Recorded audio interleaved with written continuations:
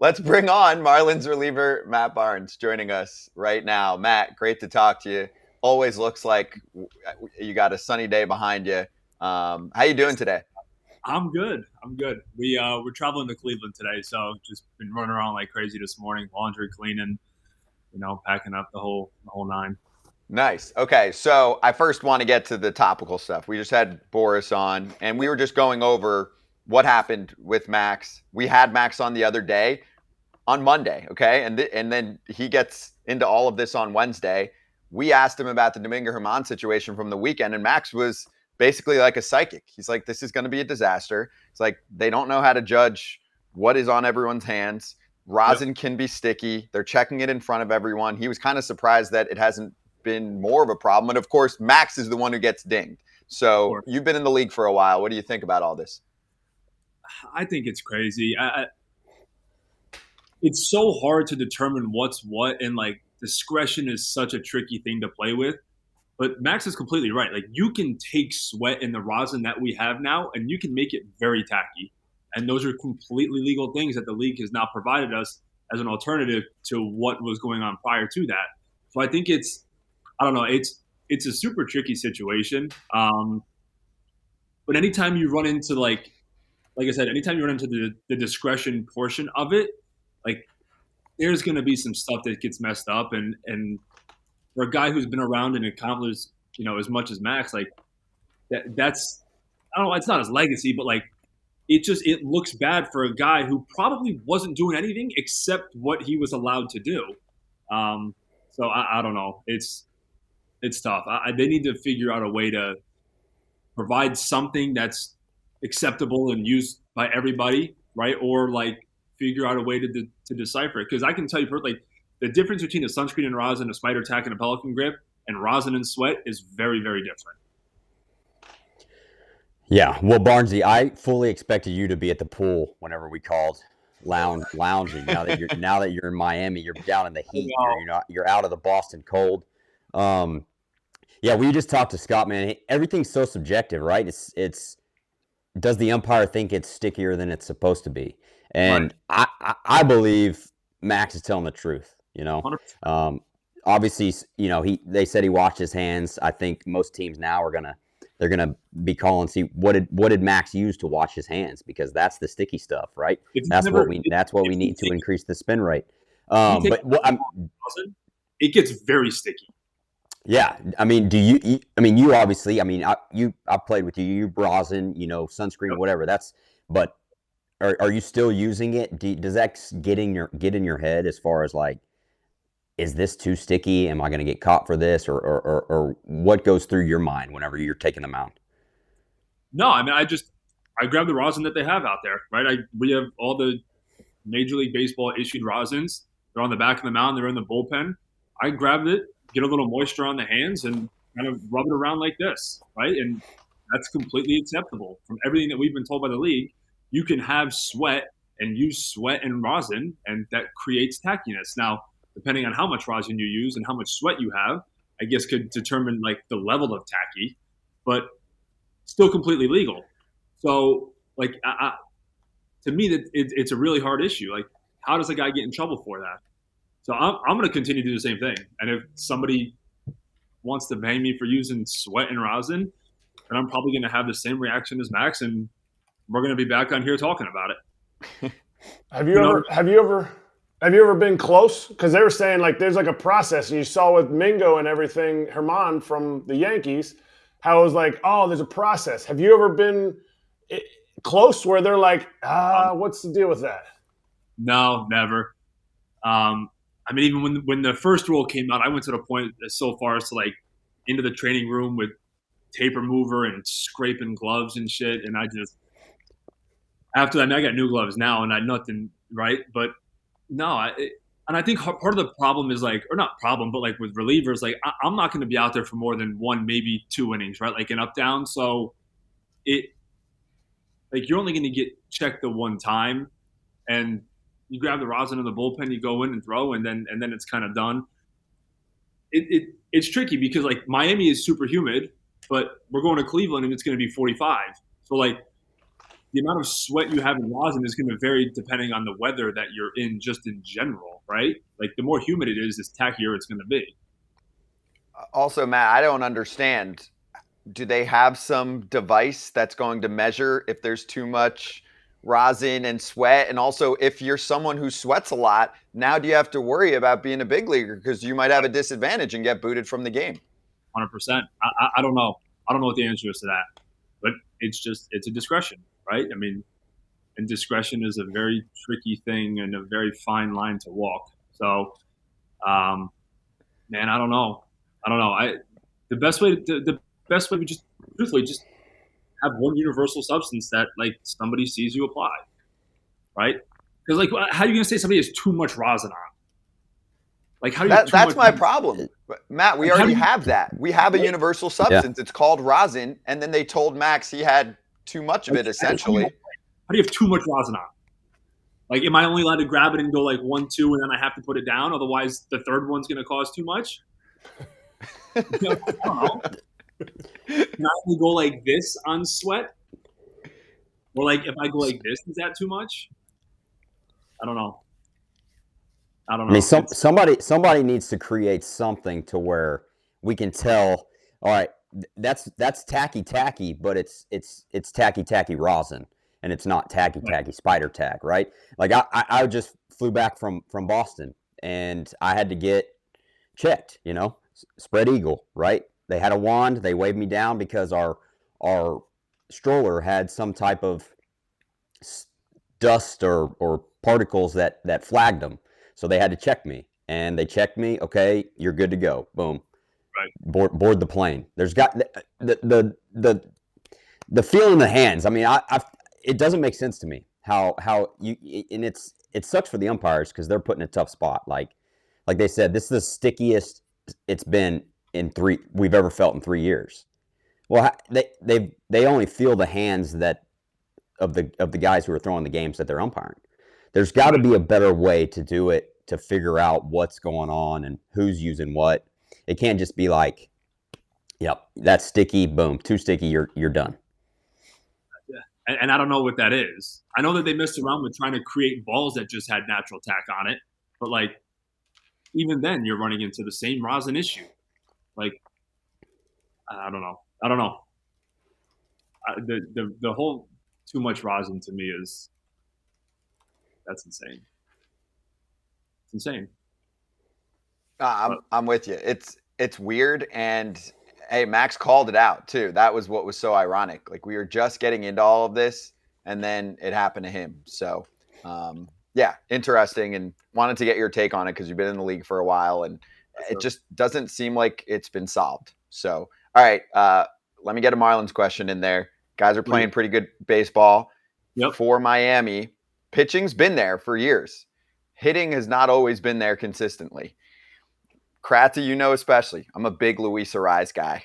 What's it been like to have this dude? And I got to check. I mean, he was hitting 500 as of like Monday. I think he might have lost a few points, but how entertaining is it to watch his at-bats? It's incredible. I mean, the guy gets the bat to the ball all the time. And like, even on a day when he goes 1 for 4, he's probably barreled the ball twice. It's just at somebody. And I tell him all the time, I'm like, thank God you're on my team. Because when I had to face you in Minnesota, you were an absolute pain to get out. It's a nightmare. The guy covers everything. And I think I heard somebody say it the other day, but like, he reminds me of like a modern day Tony Gwynn. It's incredible. It's impressive. The guy's, his work ethic and having him in the middle of the order and doing what he's doing. I think he's hitting like 450, which is insane. Cycled the other night. So, absolute hell of a ball player. You're talking about one of your teammates. Now that you're settling into the Miami, besides the fact that Jacob Stallings looks like me, and he's like super ugly. He's my little brother. But anyway, I need to ask you, because I asked Vaughn Grissom the other day, okay, of your new teammates, you need to cut one, like cut them out of the game, like no more. Trade one, and then you got a room with one. What of your three different guys? So it's cut, trade, and then you got a room with one. Man, you put me on the spot here, huh? Yep. Yeah, I'm excited to hear these Live answers. TV. Can I cut myself? You're out of the game forever, but you get to keep the money you're making? Maybe. Can I cut myself? Man, I don't know. Trade a guy? I'd probably room with Tanner Scott. A lefty?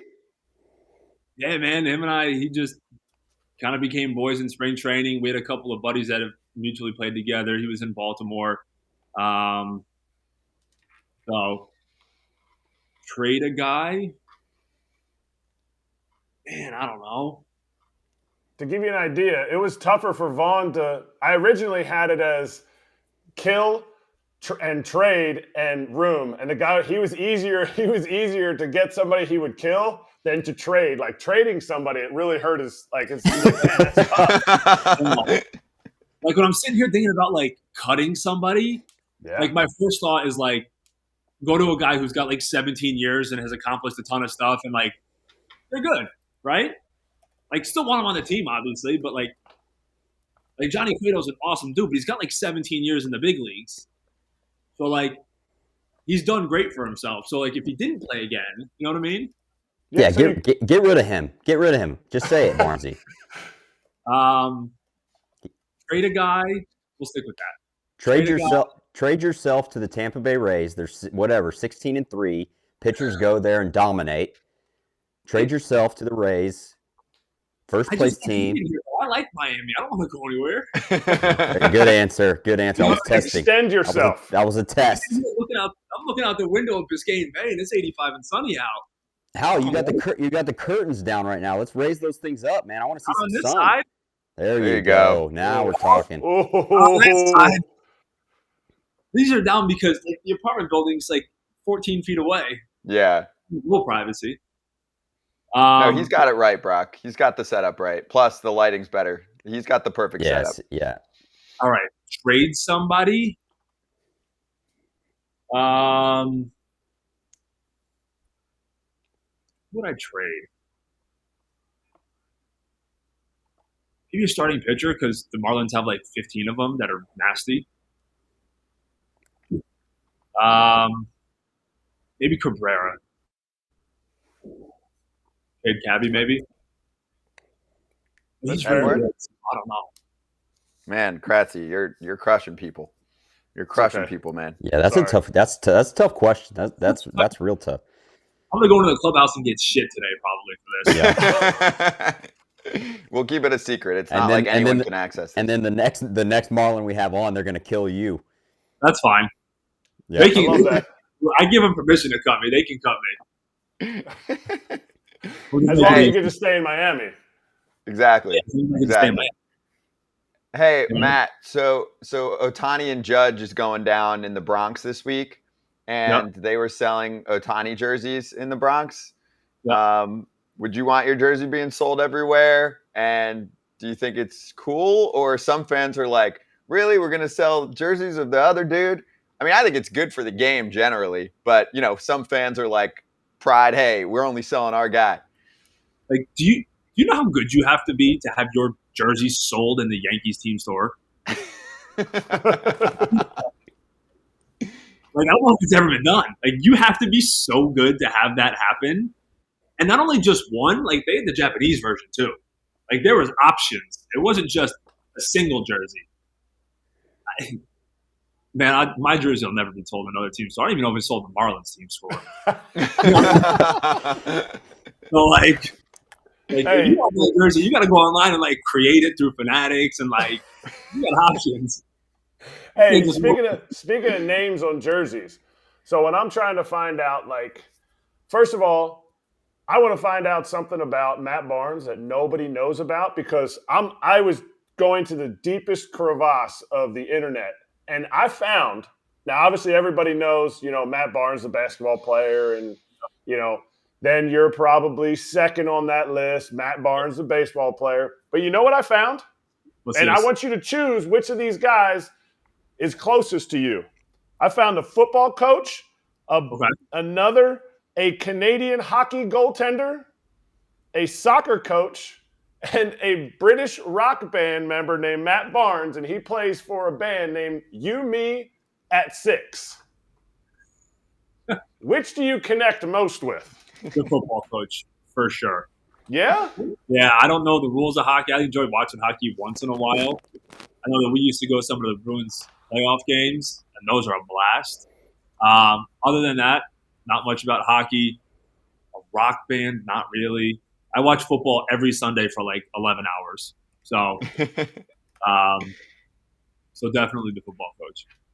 Hey, so Matt, you watch football. Of course, you catch now Vegas Raider games. What do you think about the Vegas A's coming soon as we got that breaking news? You've played in Oakland quite a bit. I mean, I feel bad for the fans losing a team, but what were your thoughts about fans? That? No, there are Right. fans, but the A's, I said the very other day, few. but the Very A's are quiet few. quitting. They don't market the team. The stadium they take care of possums more than they take care of people. They haven't been trying at all as a front office. They wanted to move. Yeah, I mean like most, well, I guess some cities you don't, but like, I just think you need to have, in my mind, there's so many good cities in the country that could host a baseball team, whether it's like Vegas, Charlotte, Nashville, like, and I'm sure there's others that I'm missing, but like, there's so many good cities that I don't, like, they would have to build a new stadium in Oakland anyways, right? In order to like really keep up and compete, because Oakland Stadium is just, it's not that great. So I think I was actually talking to my wife the other day, and I was like, I'm surprised that like a baseball team's not in Vegas, and kind of saw this coming, truthfully, especially with the other Oakland teams leaving. Like Golden State moved, and right, the Raiders left, so it doesn't really surprise me. All right, Barnesy, with you heading to Cleveland, you said. Yep. How many shoes you packing? We know you're a sneakerhead. How many you packing? How many you pack for a road trip? And which ones are you packing? So on the first road trip, I packed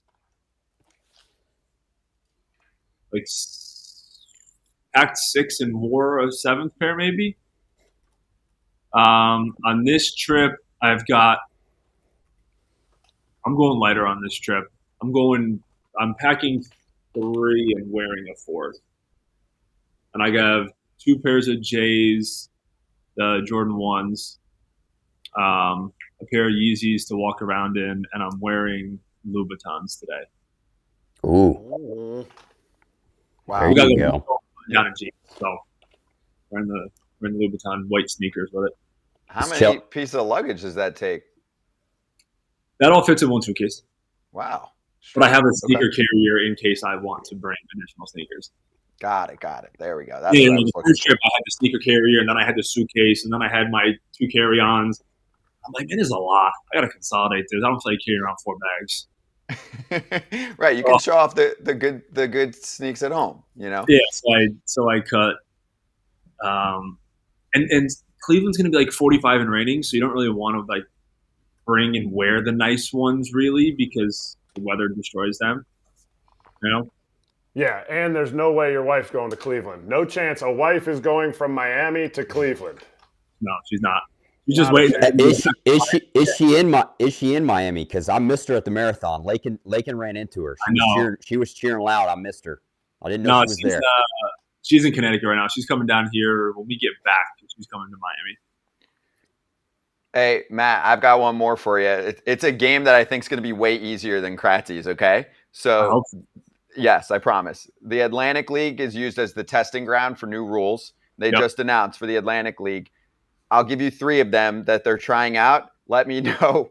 I was going to say let me know your favorite, but maybe you could do like, I hate, and then you could kind of be indifferent on one of them if you want. The hook rule, where you have to get your starter through 5, otherwise you lose the DH. You don't like that one? That was easy. That was easy. Cut that one. Cut that one. Dumbest thing ever. I don't know what the other 2 are, but that's dumb. Okay, ready for number 2? Just wait. Just wait. It gets better. Instead of 2 disengagements, you only get 1 disengagement for pickoffs. Sick. Cut. Grand finale. You might be okay with this one. I don't know. And second base as is. If the guy walks or gets a single, might as well just tell him to go to second. You know what I mean? Yes. Lastly, to make it even easier for you with base runners, a designated runner. So you can get on first and a guy can come in, and then that player that gets taken out still can stay in the game. Listen to this gimmick. I have to explain it this way because there was all this clarification going back and forth. Then that player can still go back in the game as well. You can't go in more than twice. Designated runner. Like that gimmick? So they're trying it this year. Yep. We can veto for 1 year if they want to do it next year, right? Yes. So then they can maybe implement it in potentially my last year. Don't matter. Keep going. Do whatever you want. We keep doing this. Like, it's just like, what are we doing? And I'm the first one to admit, like, I thought the pitch clock was a terrible idea at first, and I like it a lot now. Like, so I'm okay admitting that, right? Like, I was wrong in my opinion of the pitch clock. I love the pace of the games. Brock, we were not afraid to play a 3.5-hour Tuesday 8-inning game. Yeah. Like, it was unbelievable. So, like, the fact that we're cruising around at 2.5-hour games, I think the pace is so much better. I think people are enjoying it. The engagement, there's more action. Like, I like it. So I think there's some things that could still make it better, of course.